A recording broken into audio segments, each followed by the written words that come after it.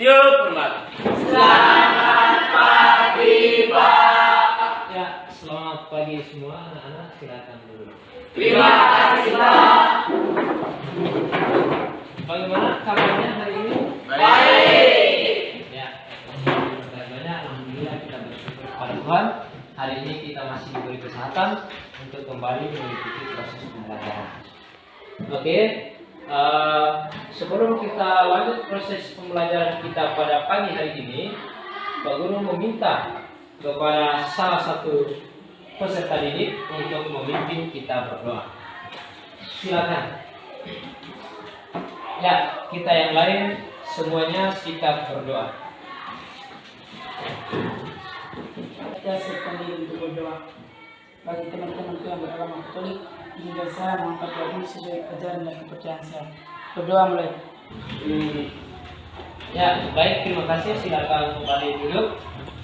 Anak-anak sekalian, sebelum kita lanjut, Pak Guru akan mengecek kehadiran kita semua.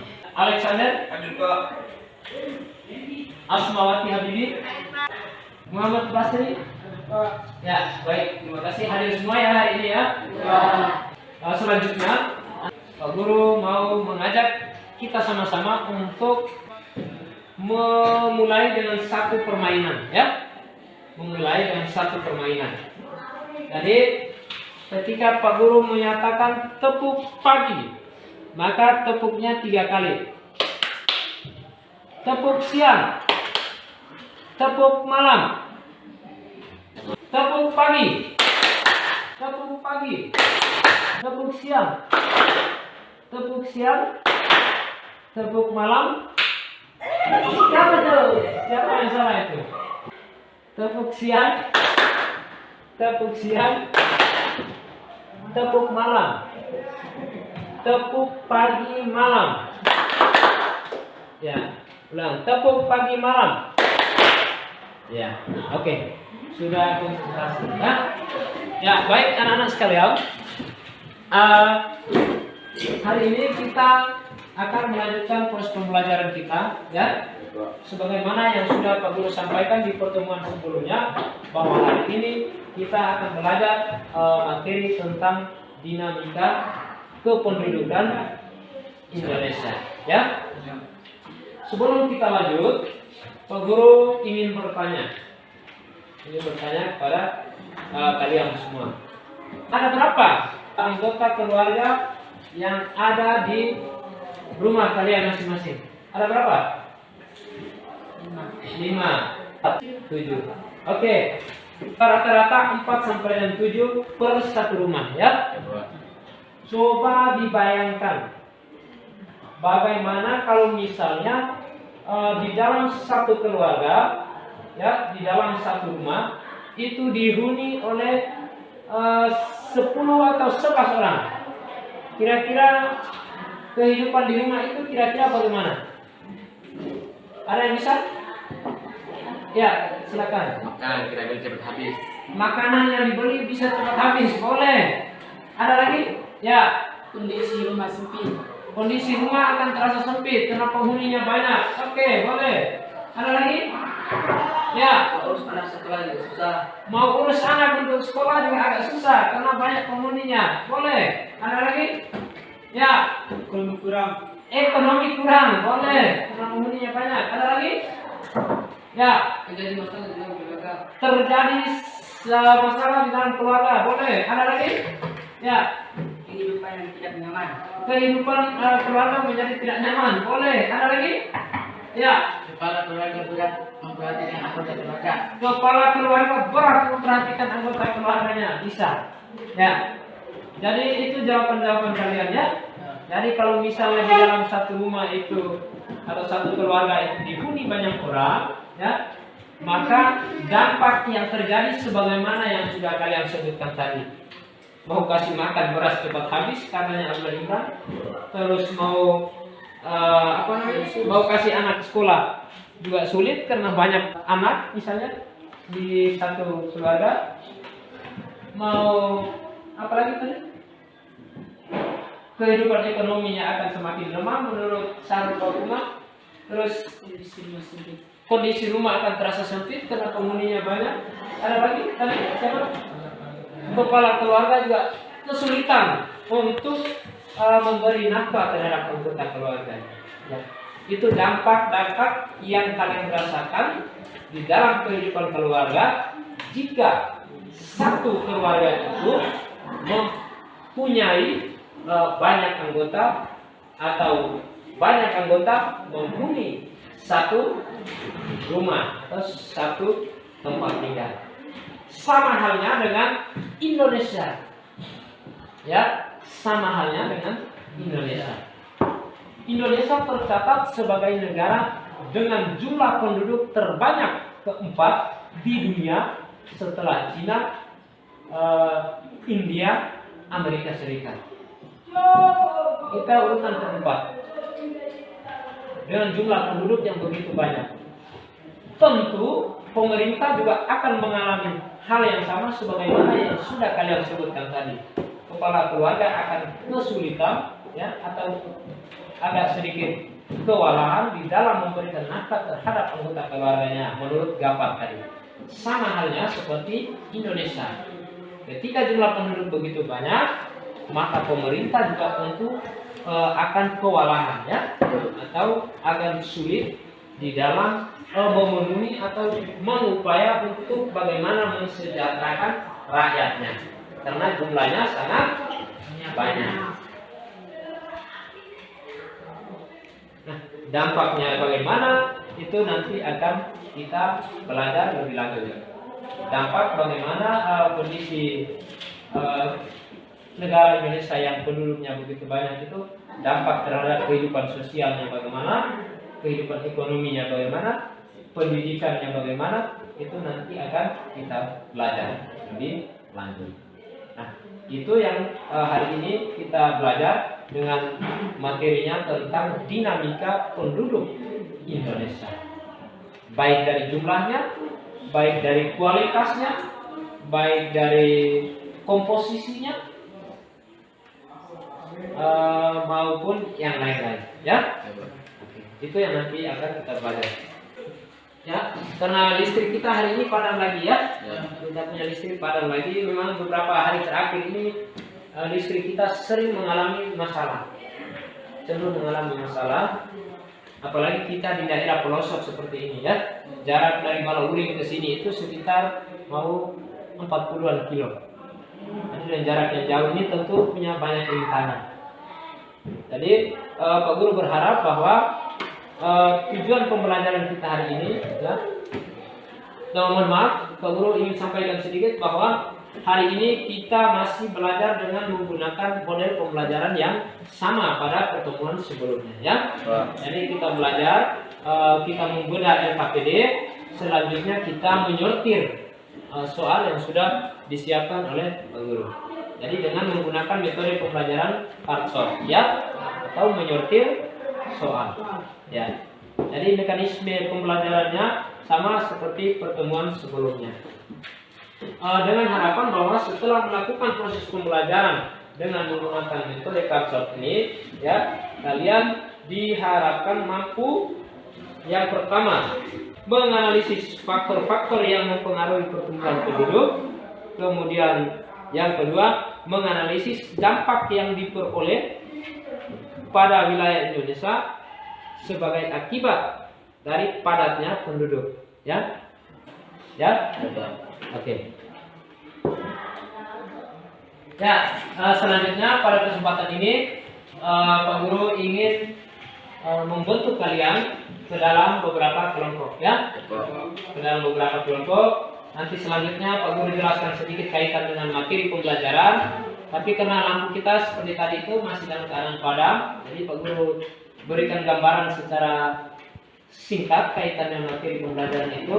Nanti selanjutnya kalian akan diskusikan sendiri di dalam menyelesaikan lembar kerja peserta didik yang nanti Pak Guru akan bagikan. Menyelesaikan, kemudian mendiskusikan secara berkelompok. Nanti kalau sudah selesai, LKPD-nya akan dikumpulkan oleh Pak Guru dan kita lanjut ke tahap berikutnya adalah menyortir soal, ya. Jadi soalnya juga sudah Pak Guru siapkan semua. tinggal nanti sebentar selesai menyelesaikan LKPD, baru kita memulai dengan tahap penyortiran soal. Silakan bergerak dari sekarang untuk membentuk kelompok. Silakan.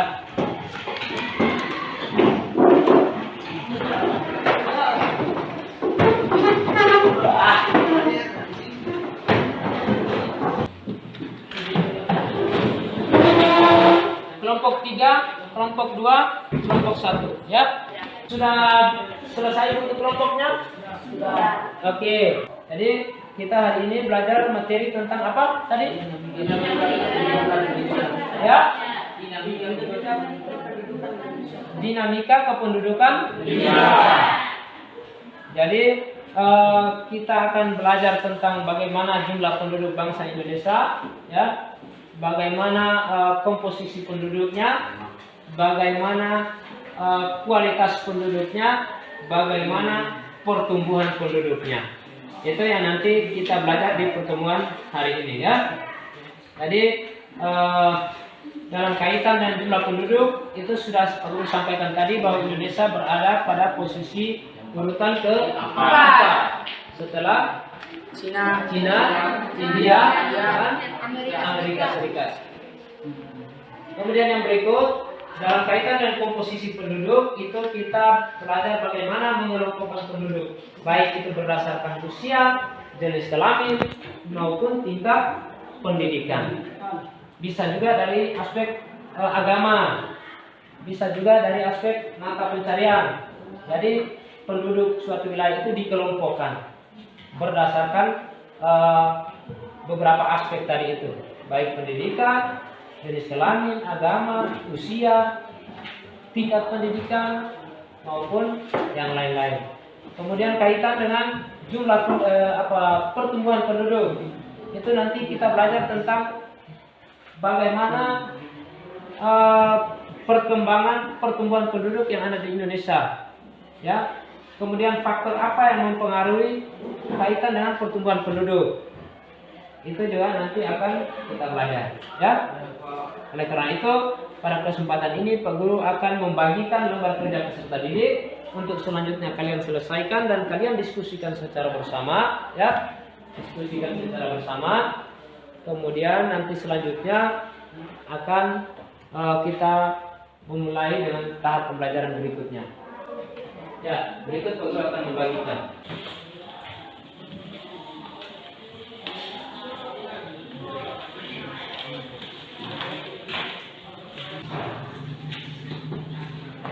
Ya, ini untuk kelompok 3. Oke. Sudah dapat LKPD semua? Sudah. Langkah pertama tentu kalian harus mempelajari terlebih dahulu petunjuk penggunaan LKPD. Jadi nanti sebentar kaitan dengan gambar-gambar itu yang tidak jelas, nanti akan Pak Guru bantu dengan laptop. Pak Guru antar laptop ini dari kelompok ke kelompok, ya. Karena kita punya lampu dalam keadaan padam ini, sehingga nanti Pak Guru akan antar dari masing-masing kelompok. Ya, selanjutnya silakan kalian diskusikan untuk menyelesaikan LKPD-nya. Dari sekarang waktunya Pak Guru kasih seperti biasa 20 menit.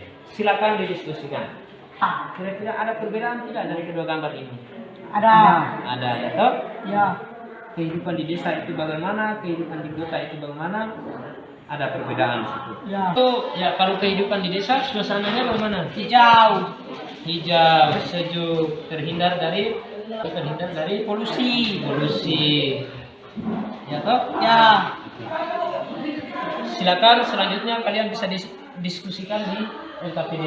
Ya Pak. Karena di kota lapangan pekerjaan tersedia cukup banyak sehingga kecenderungan masyarakat pedesaan lari semua ke kota juga didorong oleh faktor perkembangan teknologi.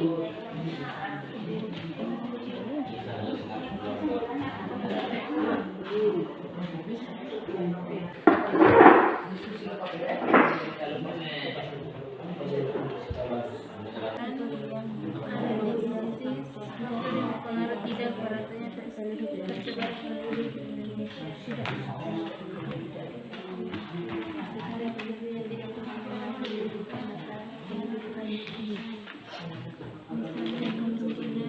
Pancasila yang bersih dan kepada dalam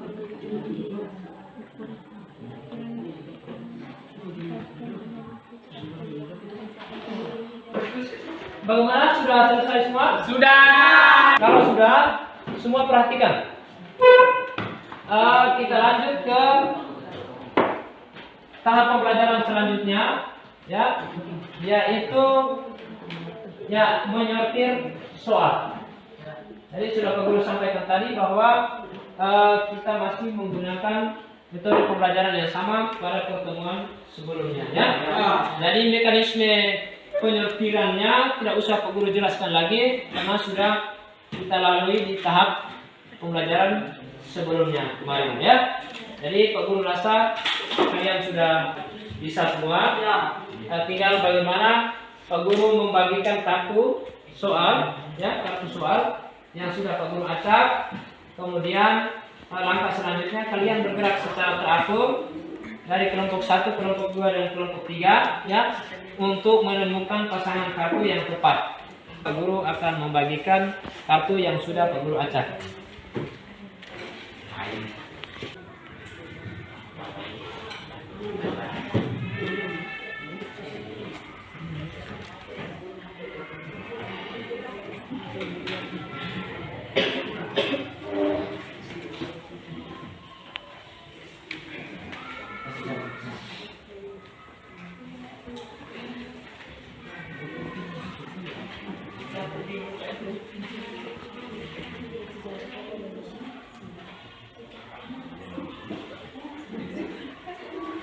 Ya, sudah dapat semua? Sudah, silakan dipelajari 1 menit untuk dipelajari isi dari kartu soal dan kartu jawaban itu. Silakan dipelajari kartunya masing-masing.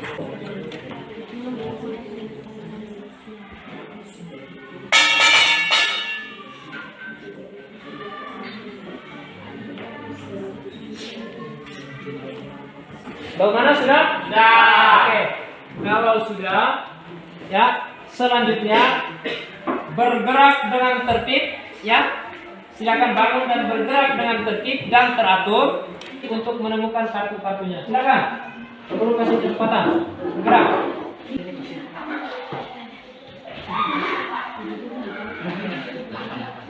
Masuk kita nih.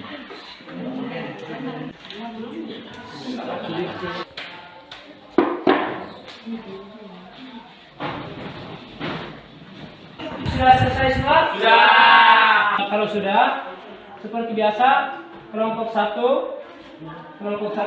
ke depan untuk menempel dulu, kemudian kelompok 2, kemudian kelompok 3. Setelah itu baru kita lanjutkan dengan penyajian hasil atau presentasi, ya. Ya. Selanjutnya kepada kelompok 1, Pak Guru persilakan ke depan untuk menempelkan hasilnya di depan. Silakan bergerak.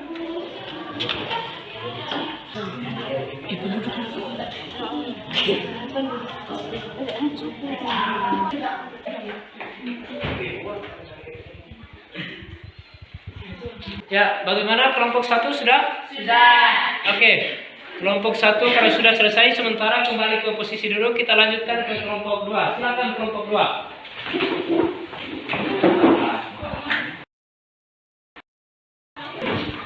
Selanjutnya, sebelum kita memulai presentasi, kita kasih aplaus semua. Berikut, Pak Guru persilakan kelompok 1 untuk menyajikan hasilnya di depan. Sementara kelompok 2 dan 3, ya, bisa menyimak, bisa memberikan pendapat, bisa memberikan masukan, ataupun menyanggah, ataupun bertanya, ya. Ya. Selanjutnya kepada kelompok 1, Pak Guru persilakan. Silakan. Silakan dibuka. Selamat pagi Pak Guru dan teman-teman. Selamat pagi. Kami dari kelompok 1 akan mempresentasikan hasil sortiran kami tentang dinamika kependudukan di Indonesia. Kepada yang mempresentasikan, saya persilakan. Baik, saya akan mempresentasikan. Yang pertama, dinamika kependudukan Indonesia. Registrasi penduduk. Yang keempat, posisi Indonesia berkaitan dengan jumlah penduduk. negara dengan jumlah penduduk terbesar keempat di Indonesia setelah China, India, Amerika Serikat, Indonesia. Yang kelima, penduduk Indonesia umumnya terkontraksi di kota-kota besar. Kondisi perkotaan yang serba lengkap mendorong tingginya laju urbanisasi sehingga memungkinkan lahan di perkotaan menjadi sempit dan rawan permasalahan sosial. Yang keenam, kondisi perekonomian memiliki daya tarik tersendiri. Hal ini karena diduduki oleh fasilitas lengkap, lapangan kerja lebih luas, perkembangan teknologi yang lebih cepat, kualitas pendidikan yang lebih memadai, serta menjadi pusat pemerintahan. Ya, bagaimana? Sudah selesai? Sudah. Oke, sebelum kita lanjut, kita kasih hapus dulu.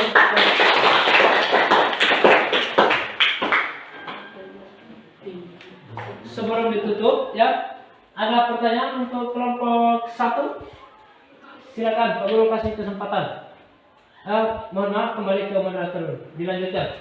Demikian hasil representasi kami. Kalau ada yang kurang, saya membuka ruang kelompok lain untuk bertanya. Ya, ada pertanyaan untuk kelompok 1? Ya, silakan. Indonesia terkenal dengan negara yang jumlah penduduknya sangat besar, keempat di dunia setelah China, India, Amerika Serikat. Dampak positif dan negatif apa yang dirasakan dari kondisi tersebut? Ya, silakan. Baik, saya akan menjawab pertanyaan tersebut. Kalau dampak positifnya, besarnya jumlah penduduk yang berpotensi menghasilkan penduduk usia produktif yang besar. Ya, jawabannya menurut Natalia, bagaimana? Coba diulang lagi tadi. Dampak positifnya? Besarnya jumlah penduduk berpotensi menghasilkan penduduk usia produktif yang besar. Ya, besarnya jumlah penduduk berpotensi menghasilkan usia produktif, ya, usia produktif yang besar karena penduduknya banyak. Itu dampak positifnya.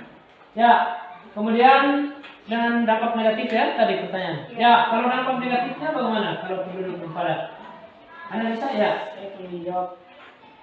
Kalau dampak negatifnya, 1. Jika lapangan pekerjaan terbatas atau kurang, dapat menimbulkan pengangguran. 2. Munculnya masalah sosial seperti penggunaan narkoba, pencurian, dan masalah kemiskinan lain-lain. Ya, ada lagi yang mau menambahkan? Ya, oke. Bagus, ya, jawaban dari kelompok 1. Kita kasih aplaus dulu. Ya, ada lagi pertanyaan untuk kelompok 1? Ya, silakan.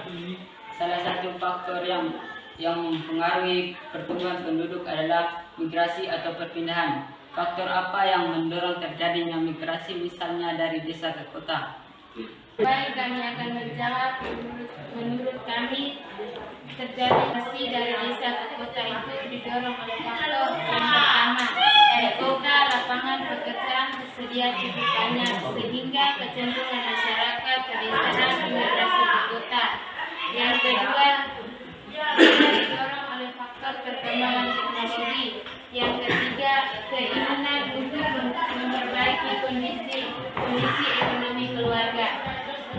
Ya, ada lagi yang mau menambahkan? Ya, silakan. Menurut saya migrasi keluar didorong oleh faktor pendidikan. Kecenderungan pendidikan di kota, fasilitasnya sangat lengkap dan memadai. Ya, bagus. Ya, selanjutnya kita kasih aplaus lagi untuk kelompok. Ada lagi pertanyaan untuk kelompok 1? Ya, silakan. Upaya apa yang dilakukan pemerintah agar tidak terjadi ledakan penduduk? Karena tadi saya dengar penduduk bangsa Indonesia sangat banyak, bukan tempat di dunia. Ya, upaya apa yang dilakukan agar tidak terjadi ledakan penduduk, ya? Ya. Karena berdasarkan penjelasan tadi, Indonesia berada di posisi keempat di dunia dalam hal kaitan dengan jumlah penduduk. Ya, bisa menjawab? Ada bisa menjawab? Ya, silakan. Siapa? Ya, silakan.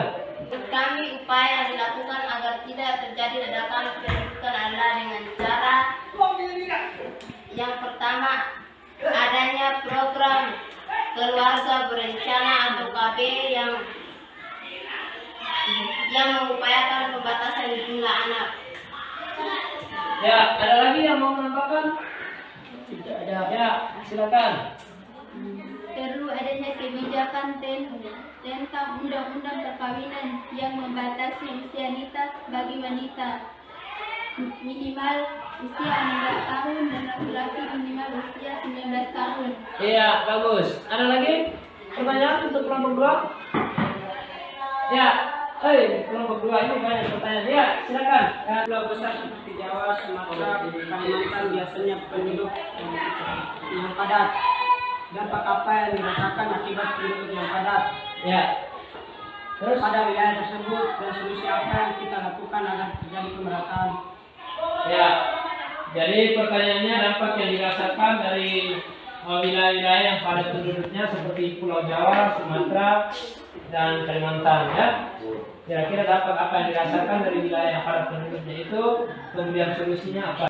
Dampak yang dirasakan akibat padatnya penduduk di pulau besar adalah seperti yang pertama kemacetan, yang kedua polusi atau pencemaran, yang ketiga cenderung cepat terjadi, yang keempat masalah sosial. Solusinya menurut kami perlu ada program migrasi atau pemerataan penduduk. Sebaiknya pembangunan harus merata, terutama di daerah-daerah pinggiran. Ya, bagus. Luar biasa jawabannya.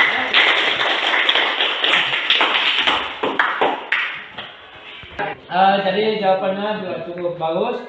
Jadi terjadi kepadatan penduduk itu dipengaruhi oleh faktor apa tadi itu? Yang pertama tadi kemacetan, Polusi atau pencemaran. ya itu dampaknya ya, dampak dari kepadatan penduduk, polusi, kemacetan, apa lagi tadi? Cenderung cepat terjadi. Apa yang coba terjadi? Cenderung cepat terjadi dan masalah sosial. Ya, cenderung cepat terjadi masalah-masalah sosial. Kemudian solusi yang ditawarkan tadi menurut kelompok 1 itu, ya, itu perlu adanya upaya migrasi keluar ya. Jadi migrasi itu ada dua, ada migrasi masuk, ada migrasi keluar. Jadi kalau migrasi keluar itu dari kota ke desa. Tapi kalau migrasi masuk itu dari desa ke kota. Jadi solusi yang ditawarkan untuk tidak terjadi pemerataan, tidak terjadi kepadatan penduduk pada pulau-pulau tertentu tadi itu atau wilayah tertentu tadi itu, solusi menurut kelompok 2 adalah terjadi migrasi keluar. Kemudian yang kedua perlu adanya apa? Pemerataan. Pemerataan apa tadi? Pemerataan penduduk. Kemudian pembangunannya juga sebaiknya apa tadi? Di daerah-daerah pinggiran. Ya, dimulai dari daerah-daerah pinggiran. Ya. Jadi kita pernah dengar istilah atau program yang dicanangkan oleh Presiden Jokowi yang dikenal dengan istilah nawacita ya. Nawacita. Jadi nawacita itu bagaimana Pak Jokowi itu mengkonsentrasikan pembangunan dimulai dari daerah-daerah pinggiran. Jadi pembangunannya dimulai dari pinggiran. Konsentrasi pembangunannya berada di daerah-daerah pinggiran termasuk kita yang ada di NTT. Itu program yang dicanangkan oleh Pak Jokowi dengan istilah nawacita itu ya. Baik, ada pertanyaan lagi untuk kelompok 1? Ya, kalau tidak ada maka perlu ucapkan terima kasih banyak kepada kelompok 1 untuk selanjutnya bisa menutup dan kembali ke posisi. Demikian hasil mempertemukan kami ucapkan terima kasih. Ya, sama-sama untuk kelompok 2 sekali lagi kita kasih aplaus.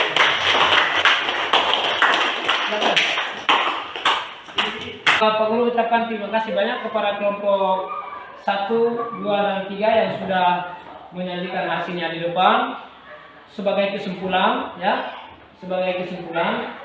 Pak Guru mohon maaf, barangkali ada yang bisa memberikan kesimpulan kaitan dengan proses pembelajaran hari ini. Pak Guru kasih kesempatan. Ada yang bisa? Ya, silakan. Upaya yang dilakukan agar tidak terjadi ledakan penduduk adalah dengan cara yang pertama, adanya program keluarga berencana atau KB yang mengupayakan pembatasan jumlah anak. Ya, ada lagi yang mau memberikan kesimpulan? Ya. Saya akan menambahkan dari Sapitri. Ya, silakan. Perlu adanya kebijakan tentang undang-undang perkawinan yang membatasi usia nikah bagi wanita minimal berusia 16 tahun dan laki-laki minimal berusia 19 tahun. Ya, oke. Itu kaitannya bagaimana mencegah atau mengatasi ya terjadi ledakan penduduk ya. Ada lagi yang mau memberikan kesimpulan? Di pulau-pulau yang padat, di pulau-pulau yang padat seperti Jawa dan Sumatera akan munculnya banyak masalah seperti kemacetan, polusi atau pencemaran, cenderung cepat terjadi masalah sosial. Solusinya menurut kami perlu adanya program migrasi atau pemerataan penduduk. Sebaiknya pembangunan harus merata terutama di daerah-daerah pinggiran. Oke, ya. Jadi pembangunan harus merata ya. Pembangunan merata di daerah-daerah pinggiran supaya penduduk itu jangan semuanya tertumpuk di kota ya. Itu solusi yang ditawarkan sebagai bentuk langkah penyelesaian ya dalam menangani masalah pada wilayah yang penduduknya banyak atau padat. Oke, kelompok lain ada yang bisa memberikan kesimpulan? Ya, silakan. Di kota Jakarta sudah padat penduduknya dari Kalimantan Negara akan dipindahkan ke Kalimantan. Oke, jadi kaitan dengan Pulau Jawa tadi ya, penduduknya padat sampai dengan bergesernya ibu kota negara itu karena faktor di Jakarta itu sering macet ya. Itu salah satu masalah dari sebagai dampak dari kepadatan penduduk. Karena memang di Jawa itu memang salah satu wilayah atau pulau yang memang memiliki daya tariknya sendiri ya. Jadi kecenderungan banyak penduduk di desa yang berangkat ke Pulau Jawa, baik itu mengikuti sekolah atau belajar atau studi maupun bekerja, itu banyak di Jawa. Jadi kualitas pendidikannya juga sangat bagus di sana. Lulusan dari Jawa itu juga di daerah-daerah kita sudah cukup banyak ya, karena memang di daerah-daerah itu memiliki banyak keunggulan sekalipun juga banyak masalah sosial. Kemudian yang berikut, Pak Guru ingin sampaikan bahwa kaitan dengan komposisi penduduk berarti ini berkaitan dengan bagaimana wilayah itu mengelompokkan penduduknya, baik itu berdasarkan usia, jenis kelamin, maupun apa lagi tadi? Agama, bisa umur atau usia tadi itu namanya komposisi penduduk ya. Tugas kalian sekarang adalah pulang dan ambil data di desa ya, kemudian berdasarkan jenis kelaminnya berapa orang, yang pendidikan sampai dengan S1 berapa orang, S2 kalau ada, SD tamat SD berapa orang, tamat SMA berapa orang, tidak sekolah berapa orang, itu kaitan dengan tugas yang nanti akan sebentar Pak Guru berikan. Kemudian kesimpulan yang berikut terakhir bahwa tadi sebagaimana yang sudah disampaikan, supaya tidak terjadi kepadatan penduduk pada wilayah-wilayah tertentu, maka program migrasi keluar perlu dilakukan. Bagaimana supaya kecenderungan masyarakat bisa melakukan migrasi keluar? Tentu adanya upaya pemerataan pembangunan ya. Dan sekarang sudah dicanangkan oleh Pak Jokowi dengan programnya yang dikenal dengan Nawacita. Jadi bagaimana membangun Indonesia dari wilayah-wilayah yang berada di pinggir, termasuk kita yang ada di NTT. Ya, itu saja kesimpulan. Yang berikut seperti biasa, sebelum menutupi proses mengakhiri proses pembelajaran, Pak Guru akan melakukan evaluasi untuk menguji bagaimana kemampuan kalian di dalam menguasai materi yang telah kita pelajari hari ini. Berikut akan Pak Guru bagikan secara individu untuk diselesaikan secara mandiri ya. Nanti selanjutnya dikumpulkan.